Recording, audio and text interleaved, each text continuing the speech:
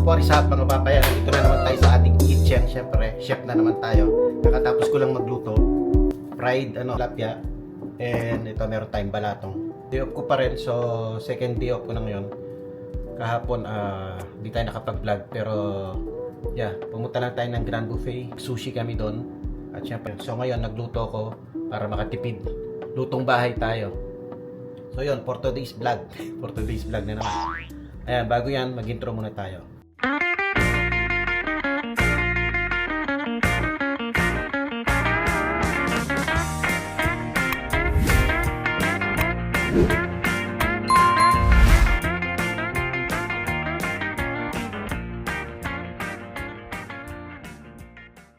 Sarap talaga ng lutong bahay mga pap. Parang gusto ko nang kumain. Tignan nyo naman oh. Ayun oh. Sinong di matatakam dyan mga pap. Umuusok-usok pa. Ayan, tapos meron tayong piniritong tilapia ang malalaki. Yun. And since day off natin ngayon mga pap. Tapos kahapon hindi ako nakapag-chill-chill. Kaya mag-chill-chill tayo mamayang gabi. Wow! Palamig tayo dito. Papalamig tayong dalawa. For the boys. For the boys lang mga paps. So yung mga for adult only. Ayan. Papalamig na tayo. Ayan lang yung ating libangan kapag stress sa work. Alam niyo naman CNA mga healthcare workers diyan. Ang work natin as a CNA ayan, mentally demanding, mentally stress, burnout. Kaya kapag days off natin, syempre pinipilit natin maging masaya mga paps. Kaya, ayan, mamaya mag-chill tayo. And, yan, tignan ko kung kakain na ako ngayon or hindi pa. Pero, yeah. Diyan lang kayo. And, please watch hanggang sa dulo mga paps. Alright? Kain tayo. Mga tana, mga paps. Wow! Sarap.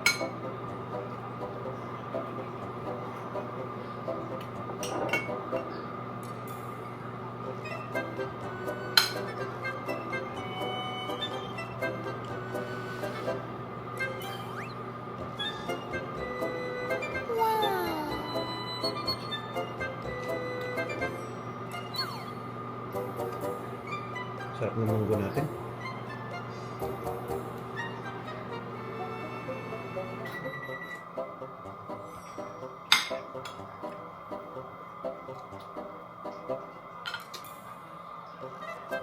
Wala tayong cooks. Tubig na lang muna para healthy.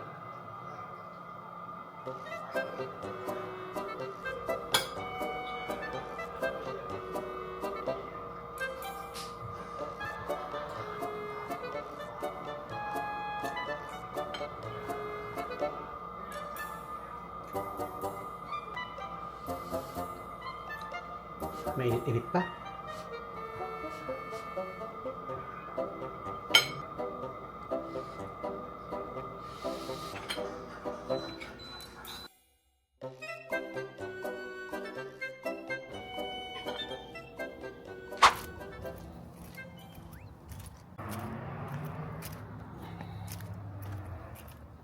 Ay, ang ganda ng kalawakan.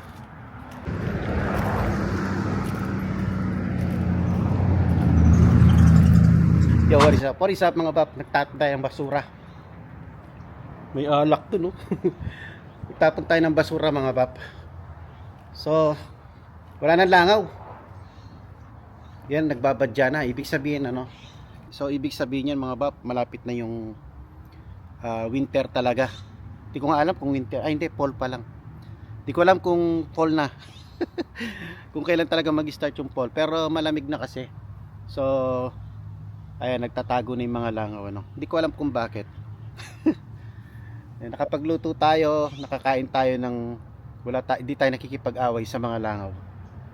Anyways, ang dami ko nakain na balatong, munggo, mga paps. Tsaka yung syempre yung fish na, pritong fish na may pa yan, may toyo mansi na may sili. Talagang napabusog tayo, kaya ito, lakad-lakad muna tayo dito sa may park. Let's go. Uulan daw mamaya Mamayang 4 o'clock, kaya siguro kaya makulimlim ang kalangitan mga paps. Ang sarap ng ganitong panahon. Gusto ko yung ganitong panahon mga Baps. Makulimlim sa atin. Kumbaga sa Pilipinas, makulimlim. Yung nagbabadya yung ulan mga Baps. Ganyan siya. Lakad lang tayo siguro ng isang ikot dito o kaya dalawang ikot dito sa may park.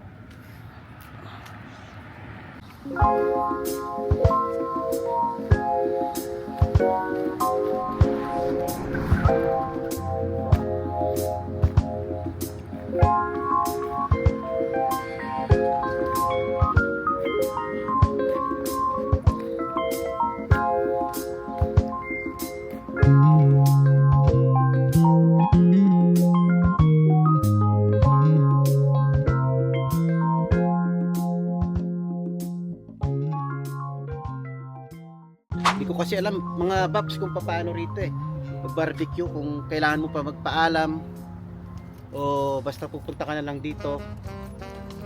Siguro pwede naman mag-barbecue ka lang basta maglinis ka lang pagtapos mo. Kagaya nito, malinis siya. Tsaka kung personal lang naman, hindi naman yung party. Ang alam ko, nagpapaalam pa lang sa city kapag may gagawin kang party dito. Tapos syempre mag-invite ka ng maraming bisita. Ayun, sa tingin ko pwedeng dapat magpaalam ka. Pero kung siguro yung family lang o kaya ayan, mag-barbecue lang dito ng ng isaw. Siguro pwede naman. So dito mga Paps, barbecue lang tayo rito. Di ba? Ayos din di ba? Barbecue ka lang doon. Samahan nyo lang ako mga Bap, tambay mode lang tayo rito. Tapos mamaya lakad ulit tayo ron, paikot. Namnamin lang natin yung magandang view. Puro green na damo Susunod yan mga Baps, mawawala na yung mga damong yan. Magda-dry na yan. Tapos may naririnig akong emergency banda ron mga Baps. Sa kabilang street. Ganda dito ka lang mga Baps. Muni-muni ka lang dito muni-muni.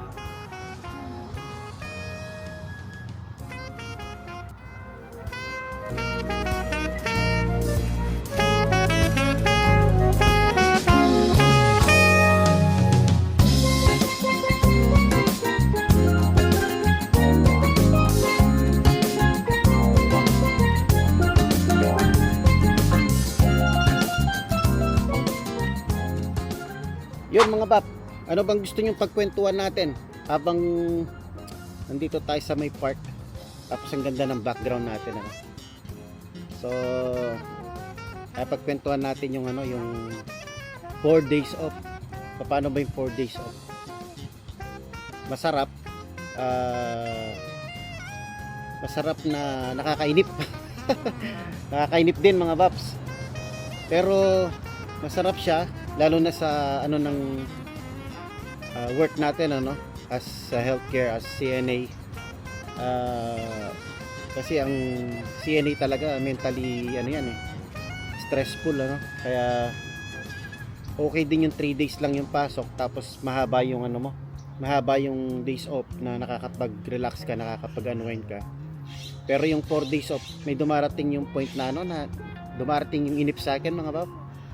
Pero yun nga sabi ko maganda yung 4 days pero nakakainip din minsan pag wala kang ginagawa sa bahay lang. Ayun, nagluluto. Yun lang trabaho natin, nagluluto, naglalaba. Same lang yung routine mga Babs, yun at yun din. Yan. Pero hopefully next month baka mag-knock shift na tayo. So pag knock shift kasi sa ayaw at sa gusto mo sa umaga knockout ka mga Babs. So minsan pagising mo oras na tapos na yung araw. Kaya ayun, hopefully next month magbabago na naman yung schedule natin. So kung naalala nyo, kung napanood nyo yung last time na nag-apply ako ng knock shift kasi nga tinawagan tayo, yung tumakbo tayo sa hospital pinagtatrabawan natin.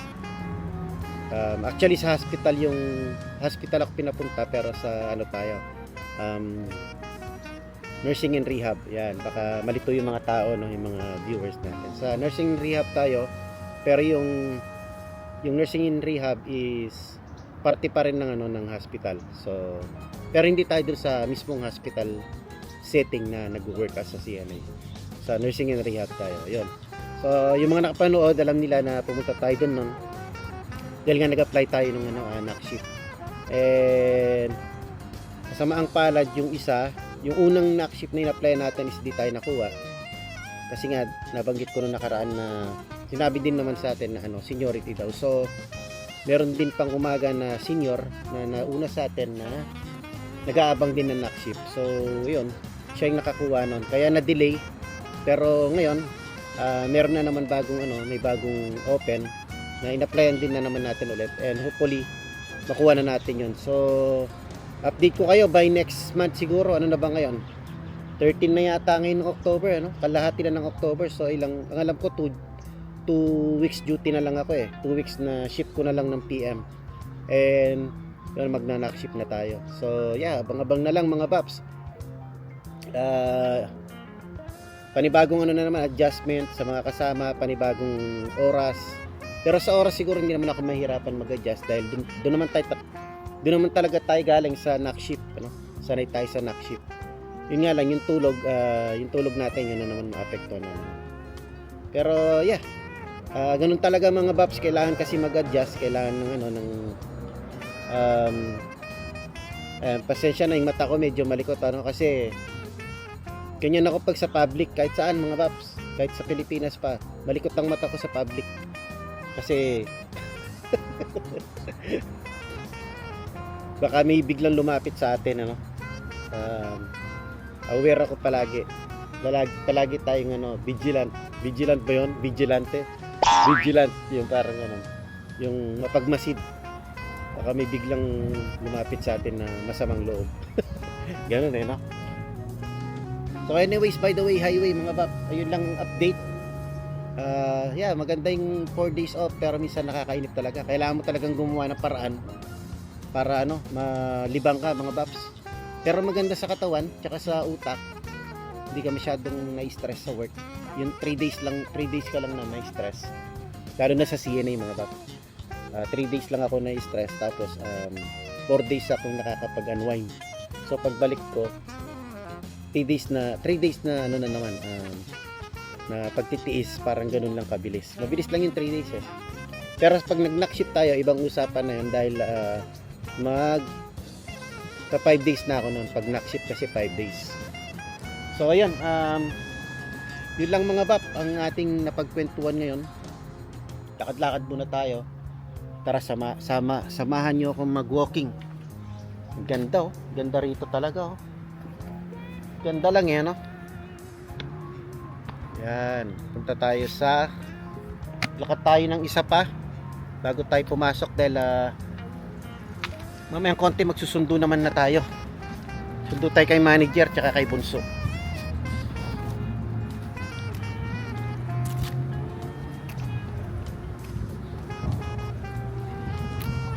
Ganda ng panahon mga babs, sarap. Ang sarap maglakad-lakad. Susunod pala niyan mga ilang araw or ilang linggo mga pap, yung mga dahon ng mga punong yan mag-iiba na yung kulay. Mas masarap maglakad-lakad noon mga pap, pang instagramable tsaka pang tiktok ba ng panahon mga paps. Presko. Woo! Ito yung bed weather daw, tinatawag nila na bed weather. Parang itong palagi nakahiga. Yung mga swing, meron doon mga swing. Ito mga pap, care home to. Ayan, nung naghahanap-hanap ako ng care home noon, tinignan ko sa Google, care home pala to. Kaso parang stay in yung mga caregiver nila dyan.